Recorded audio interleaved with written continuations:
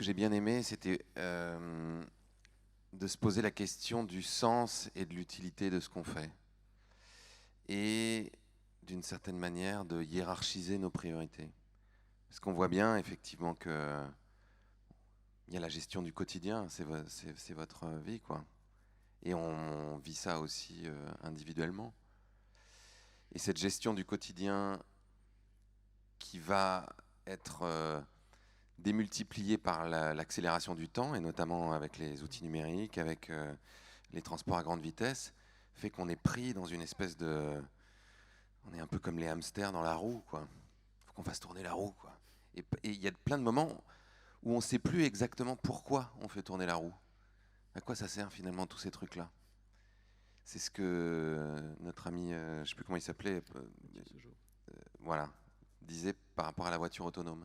Tiens, mais finalement, est-ce qu'on s'est posé la question de savoir à quoi ça nous sert? Est-ce que c'est hyper utile? Peut-être que c'est utile sur certaines choses, mais est-ce qu'on a besoin de développer ça de façon...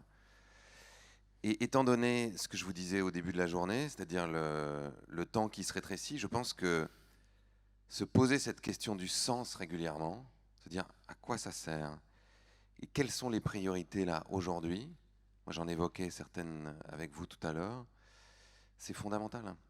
Et c'est fondamental à l'échelle des collectivités, évidemment, et des SCOT, mais c'est aussi fondamental à l'échelle de nos vies. On passe aussi énormément de temps, chacun d'entre nous, à travailler, beaucoup pour survivre, pour gagner de l'argent, parce qu'on nous a bien expliqué qu'il fallait avoir un revenu pour survivre dans cette société, mais parfois ça se fait aussi au détriment du sens. Quand j'ai écrit mon dernier bouquin, là, le petit manuel de résistance contemporaine, je me suis amusé à regarder les statistiques sur combien de personnes font vraiment le métier qui les épanouit profondément. S'ils avaient 20 millions d'euros sur leur compte en banque, ben, ils feraient exactement la même chose. Ben, c'est moins de 20% de la population, en tout cas dans les études qu'on a. Les 80% qui restent, il y en a une partie qui aime bien leur boulot, qui l'ont un peu rationalisé en disant oh non, j'aime bien mon boulot, ouais. Mais on les retrouve quand même un peu le lundi matin à la machine à café à dire ah, ça va toi? Bah, comme un lundi, quoi. Et puis le vendredi, c'est c'est bientôt le week-end. Et puis après, c'est bientôt les vacances parce que là, ras-le-bol. Et donc finalement, on se retrouve dans cette société où on guette les espaces interstitiels, quoi. C'est-à-dire qu'on guette les moments, le week-end, les vacances, la retraite, éventuellement, où on va pouvoir souffler, se reposer, éventuellement faire ce qu'on aime. Et tout le reste du temps, non. Et ça, c'est un vrai problème. Pour moi, le début de la révolution se produit à cet endroit-là. Imaginez si toute l'énergie créative, toute la matière grise, toute la créativité de chacun d'entre nous pouvait s'exprimer dans le champ qui nous, encore une fois, qui nous passionne. Réfléchissez à tous les gens qui vous ont inspiré dans votre vie. Que ce soit des leaders politiques, genre, je sais pas, Mandela ou Lech Walesa ou Martin Luther King, que ce soit des scientifiques, des sportifs, des artistes. C'est que des gens qui font le truc qui les passionne profondément. C'est pas des gens qui disent comme un lundi, qui rentrent chez eux en se disant oh, j'en ai ras le bol, hop, je vais à Candy Crush ou je vais me coller devant Netflix parce que j'en ai plein les bottes. Non, c'est des gens qui sont consumés par ce qu'ils font. Et ça, pour moi, c'est la clé pour transformer le monde. Tous ces gens qu'on peut admirer pour des raisons très différentes, c'est des gens qui ont souvent un impact énorme. Il n'y a pas besoin d'être Martin Luther King. Le prof dont vous vous souvenez, qui a peut-être changé votre vie, vous aviez l'impression que l'heure de cours avec lui, ça passait en 5 minutes, versus l'autre prof où on avait l'impression que ça durait 4 heures. C'était quelqu'un qui était vraiment à sa place, qui faisait le truc qui profondément le passionnait. Le boulanger qui fait le pain trop bon versus le boulanger qui fait le pain pas très bon. Le charpentier que vous avez fait venir pour isoler vos combles et qui vous a fait le truc aux petits oignons, je le sais parce que moi ça m'est arrivé chez moi, avec des super belles découpes et qui vous parle de ça pendant 2 heures. Tout ça c'est précieux, c'est profondément précieux, parce que c'est, encore une fois, cette énergie-là qu'on a besoin de mobiliser.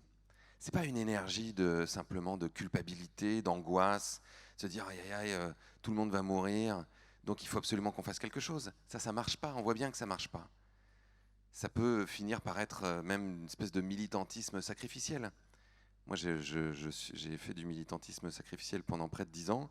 J'ai fait un bon gros burn-out qui m'a laissé sur le carreau pendant 3 mois, 9 mois de thérapie pour essayer de comprendre que j'avais le syndrome sauveur du monde, avec l'idée qu'il fallait que je répare quelque chose dans le monde, alors qu'en fait j'avais besoin de réparer quelque chose à l'intérieur de moi-même.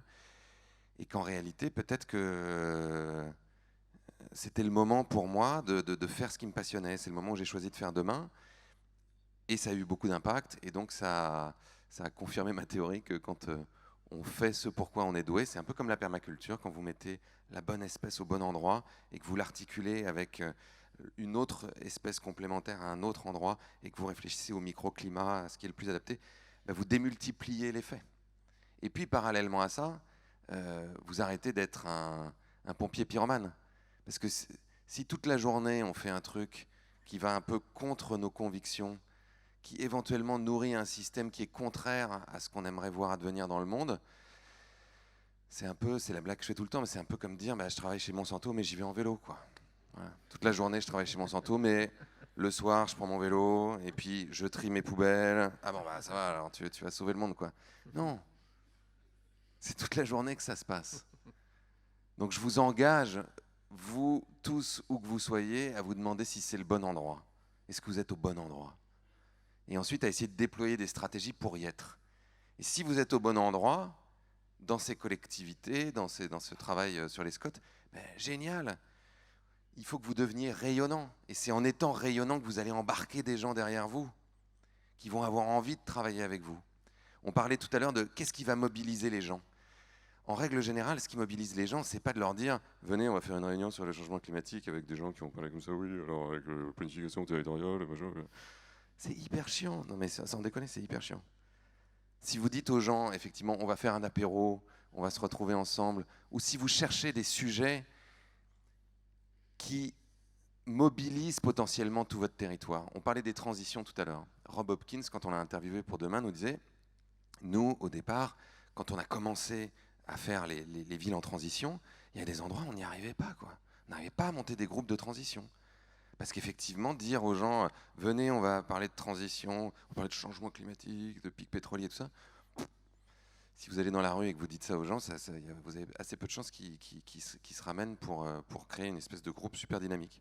Et donc, ils se sont posé la question en disant, mais c'est quoi qui nous réunit, nous, par exemple, dans notre petite ville de Totnes, dans le sud-ouest de l'Angleterre, c'est quoi le truc qu'on a en commun qui peut nous donner envie de nous rassembler? Est-ce que c'est le changement climatique? Non. Est-ce que c'est le pic pétrolier? Non, non, pas sûr. Est-ce que c'est la bière? Oui, peut-être, parce qu'en fait, on est des Anglais et on adore la bière. Et donc, ils ont proposé de faire un projet de brasserie locale, en disant, est-ce que ça vous intéresse qu'on ait une super bonne bière locale? Les gens disent, mais carrément, ça nous intéresse tous d'avoir une super bonne bière locale. Et donc, les gens se sont pointés, ils ont travaillé ensemble sur ce projet de brasserie qui existe maintenant, qui est super, que j'ai visité et tout ça, qui fait de la très bonne bière.